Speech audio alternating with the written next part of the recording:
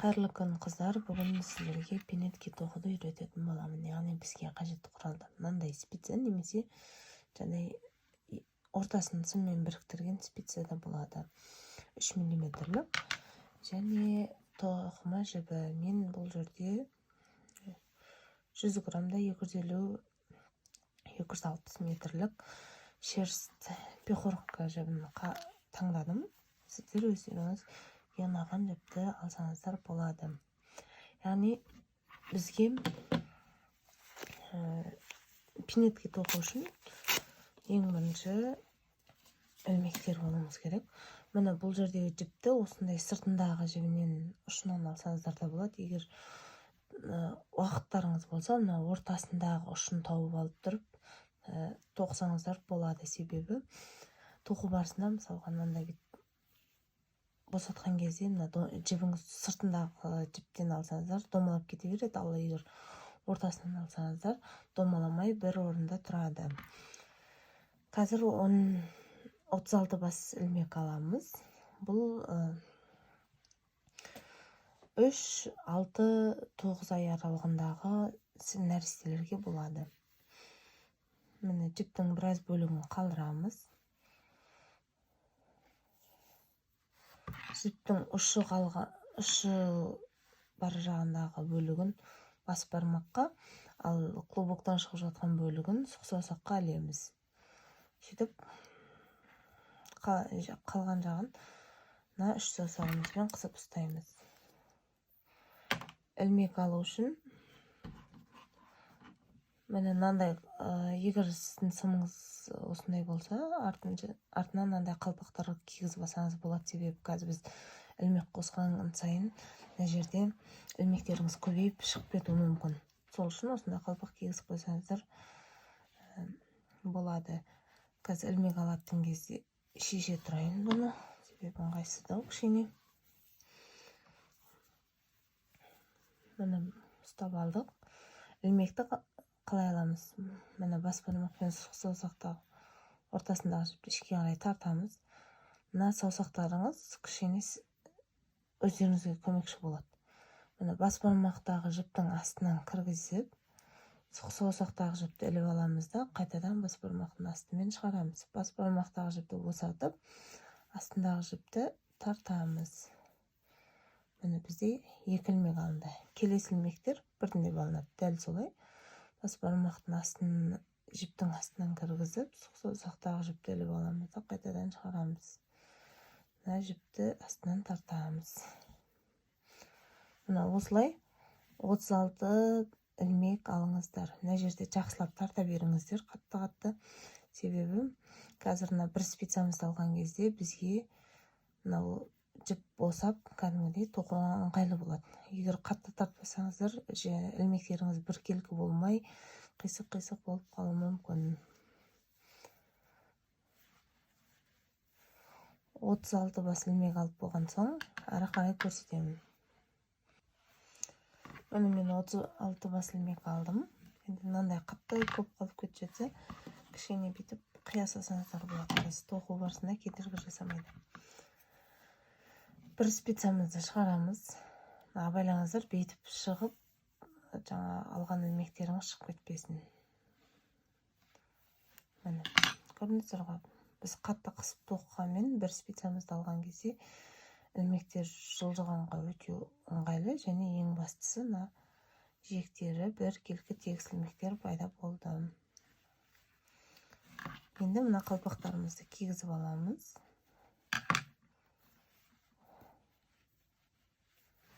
Бірінші қатар тоқуды бастаймыз. Бізде жіптің қалдық бөлігін былай кішкентай қалған саусақтарымызбен ұстап аламыз. Ал мына клубоктан шығып жатқан бөлігін сұқ саусаққа іліп ұстаймыз.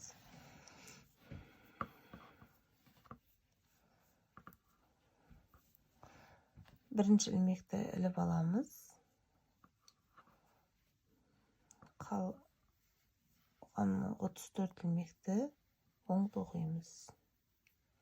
Міне, оң қалай тоқылады? Ілмектің алдыңғы жағынан спицамызды кіргіземіз. Сөйтеміз, мына сұқ саусақтағы жіпті ілеміз. Қайтадан сол бойынша бүйтіп шығарамыз. Содан соң мына жерде сол қолдағы тоқылған ілмек бар ғой, жаңа ортасынан кіргізген. Сол ілмекті шығарып жібереміз.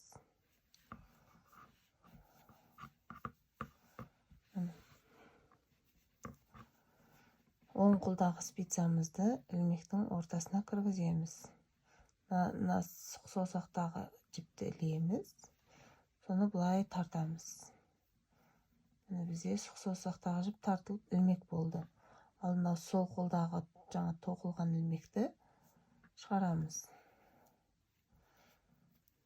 Осылай соңғы ілмекке дейін тоқимыз.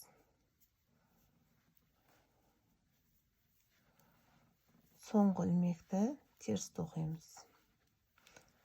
Бірінші және соңғы ілмектер міндетті түрде. Бірінші ілмек іліп алынады, соңғы ілмекті теріс тоқимыз. Себебі бізде жиегі тегіс болу керек. Кейін пинеткемізді біріктіріп тіккен кезде өзімізге өте ыңғайлы әрі пинеткеміз өте әдемі шығу үшін.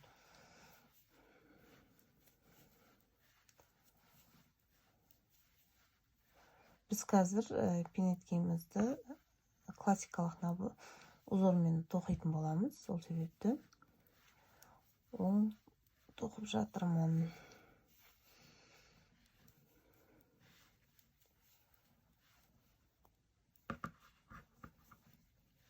Мені аяқтап қалдым.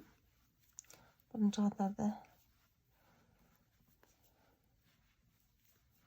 классикалық узор кішкентай балаларға өте әдемі, ерекше көрінетін узорлардың бірі. Міне соңғы ілмекке келдім. Соңғы ілмекті теріс тоқимыз. Ілмектің ортасынан біз оң ілмекті мына сыртқы ортасынан кіргізіп едік қой, енді терісті тоқу үшін ілмекті ортасынан кіргіземіз. Және мына біздің тоқып жатқан жібіміз міндетті түрде сол қолдағы спицаның үстінде тұрады. Ал біз оң тоққан кезде ол міндетті түрде астында тұрады. Соны шатаспасаңыздар болды. Теріс тоқитын кезде осылай үстіне көтеріледі. Теріс тоқыдық. Енді келесі қатарда.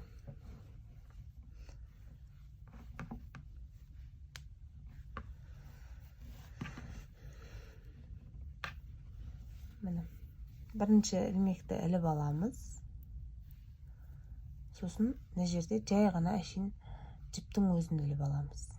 Бірінші ілмекті тоқымай жай ғана оң қолдағы спицаға өткізіп алдық сол қолдан.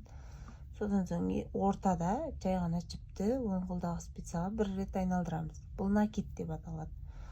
Содан соң 16 ілмек оң тоқимыз. 1, 2, 3, 4, 5, 6, 7, 8, 9, 10, 11, 12, 13, 14, 15, 16. Bir тексеріп ала салайық. 1, 2, 3, 4, 5, 6, 7, 8, екеуден 16. Енді 16 оң ілмек тоқығаннан кейін тағы да жіпті оң қолдағы спицаға бір айналдырып накид жасаймыз. Содан соң 2 ілмек оң тоқимыз. 1, 2. Сосын тағы накид жасаймыз. Яғни оң қолдағы спицаға жіпті бір рет айналдырып аламыз.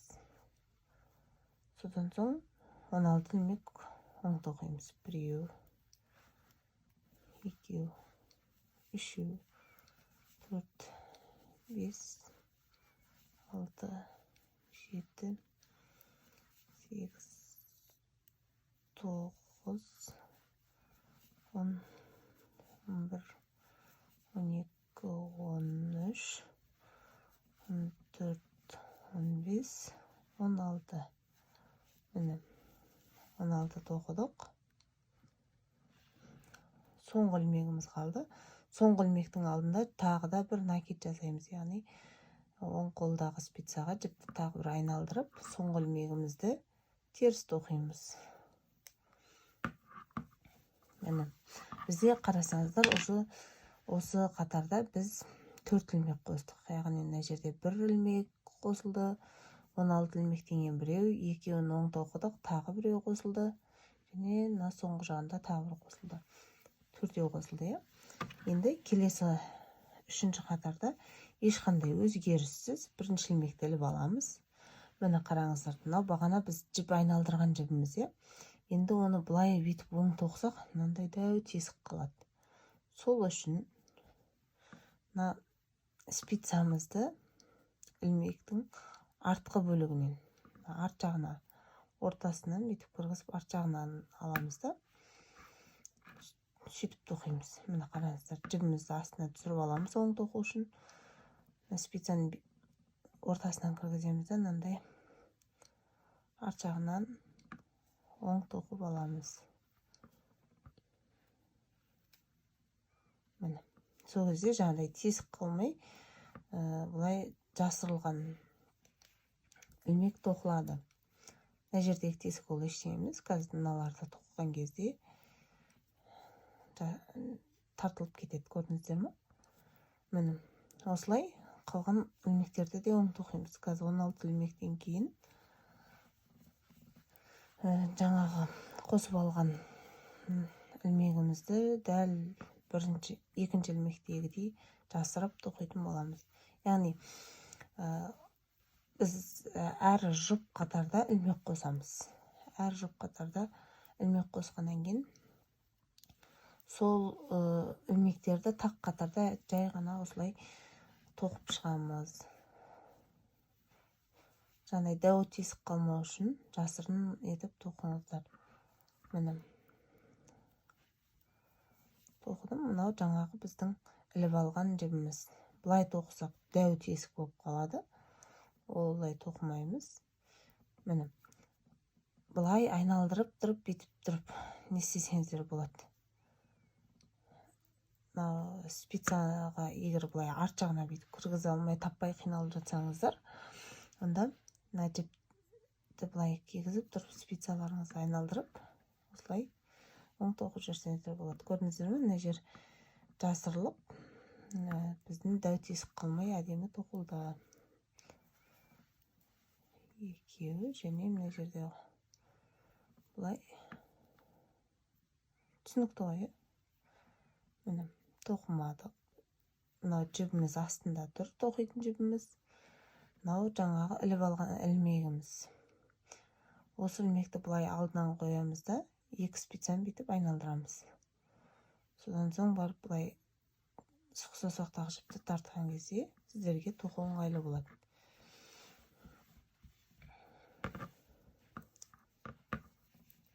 Қалған ilmekтерді дәл осылай оң тоқимыз.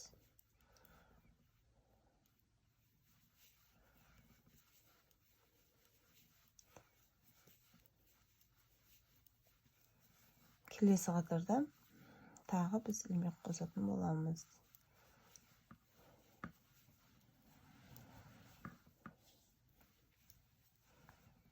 Міне, ең соңғы іліп алған неміз.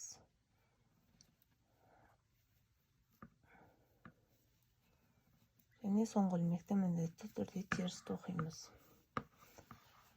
Міне, көрдіңіздер ме? Бізде уже ilmek қосылған сайын мынау көбейіп жатыр. Ал егер мынандай қалпақтарыңыз болмаса, ол міндетті түрде мына жағынан шығып кетеді.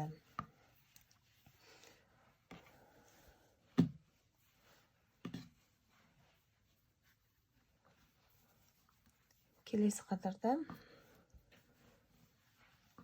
1-ші ilmekті іліп аламыз. Оң тоқимыз.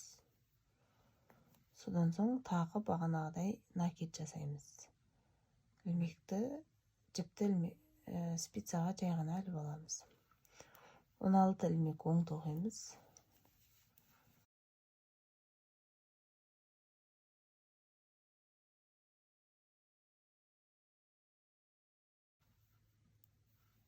Міне.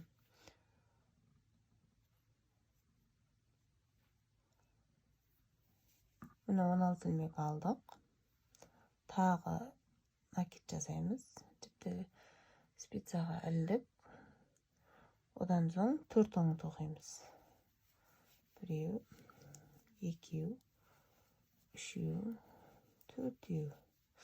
Тағы жіпті іліп аламыз.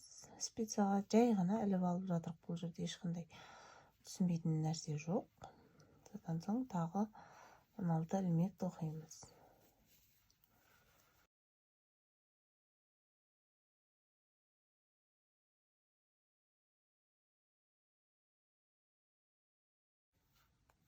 Міне 16 ілмекті тоқыдық.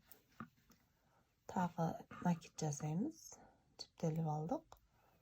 1 ілмекті оң тоқимыз. Соңғы ілмекті теріс тоқимыз.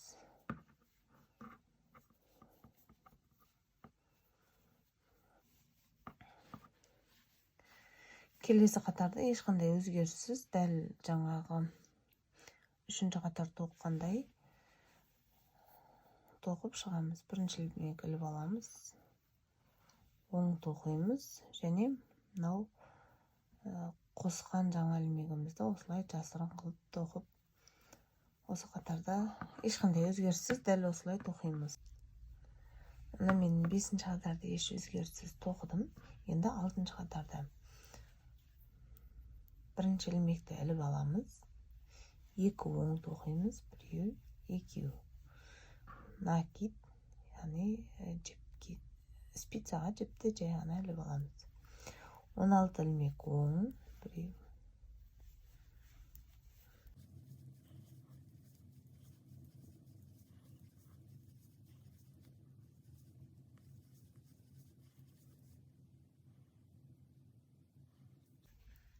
16 ілмек іліп алдық. Енді накид жасаймыз. Жіпті іліп алдық. Одан кейін 6 ілмекті оң тоқимыз. 1, 2, 3, 4, 5, 6. Сосын тағы жіпті іліп аламыз. Содан соң 16 ілмек.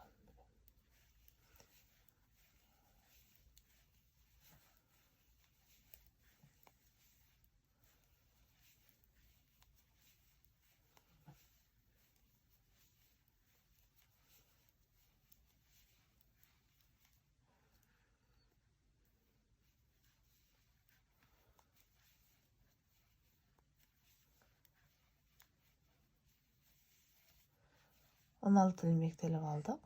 Одан соң жіпті спицаға іліп накид жасаймыз. 2 ілмекті оң тоқимыз. Соңғы ілмекті теріс тоқимыз.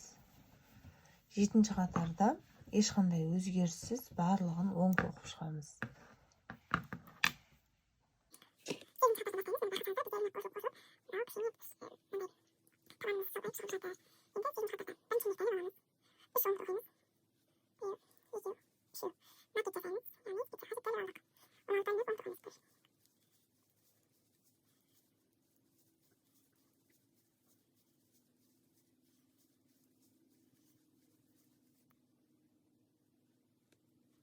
Он 16 ілмек іліп алдық. Одан соң тағы жібімізді оң қолдағы спицаға іліп накид жасадық. Енді 8 оң тоқимыз. 1, 2, 3, 5, 7, 8. Содан соң тағы накид жасаймыз. 16 ілмек тоқимыз.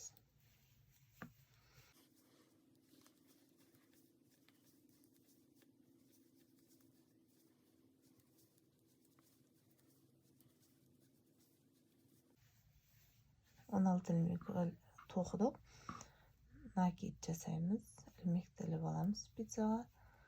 3 оңды тоқимыз. Және соңғы теріс ілмекті тоқимыз. Соңғы ілмекті. Енді 9-ші қатарда ешқандай өзгеріссіз дәл осылай тоқып шығамыз. 9-ші қатарда тоқыдым. Енді 10-ші қатарда тоқимыз. 1-ші ілмекті іліп аламыз. 4 оң тоқимыз. 1, 2, 3, 4. Содан соң накид жасаймыз. Спицамызға жіптелдік. 16 ілмек оң тоқимыз.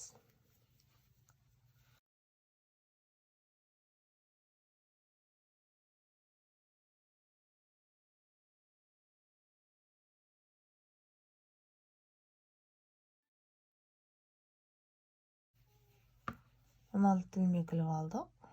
Тағы жібімізді оң қолдағы спицаға іліп накид жасадық. Және 10 ілмекті оң тоқимыз. 1, 2, 3, 4, 5, 6, 7, 8, 9, 10. Тағы накид жасаймыз. Содан соң 16 ілмек тоқимыз.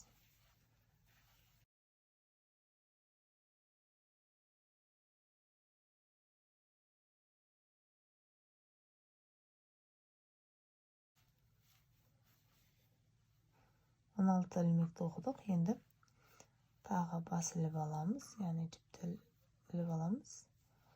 Сосын 4 оң тоқимыз. 1, 2, 3, 4. Соңғы ілмекті теріс тоқимыз. Келесі қатарда ешқандай өзгеріссіз барлығын оң тоқып шығамыз. Мұны мен ешқандай өзгеріссіз тоқып шықтым 11-ші қатарда. Енді 12-ші қатардан 18-ші қатарға дейін ешқандай ілмек қоспай тек оң тоқимыз. Яғни мына жағында оң, мына жағында әр қатарда оң тоқып шығамыз. Бірінші ілмекті іліп аламыз, соңғы ілмекті теріс тоқимыз. Осылай 7 қатар тоқисыздар. 7 қатар биіктікке тоқығаннан кейін біз оны қысқартуды көрсетеміз. Осымен біздің бірінші бөліміміз аяқталды.